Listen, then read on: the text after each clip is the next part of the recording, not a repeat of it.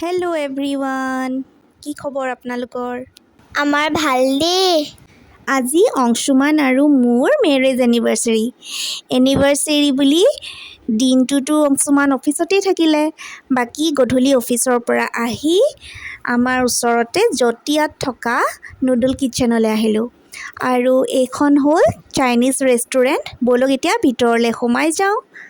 আৰু এইফালে মই, এইফালে প্ৰায়ুচি আৰু এইফালে অংশুমান, আমি তিনিটাই আহিছোঁ। আৰু ৰেষ্টুৰেণ্টখন আপোনালোকক এবাৰ দেখুৱাই দিছোঁ। ইয়াৰ খানাবোৰো খুব ধুনীয়া, আমি মাজে মাজে আহোঁ ইয়ালৈ। বাকী ইয়াৰ মেনুখন চাই লওঁ এতিয়া। মেনুখন চাই কি খাওঁ অৰ্ডাৰ কৰোঁ। চাই ভাবিলোঁ প্ৰথমে আমি ম'ম'কে অৰ্ডাৰ কৰোঁ, কাৰণ ম'ম' আমাৰ গোটেইকেইটাৰে ফেভৰেট। এয়া আহি গ'ল আমাৰ চিকেন ম'ম'।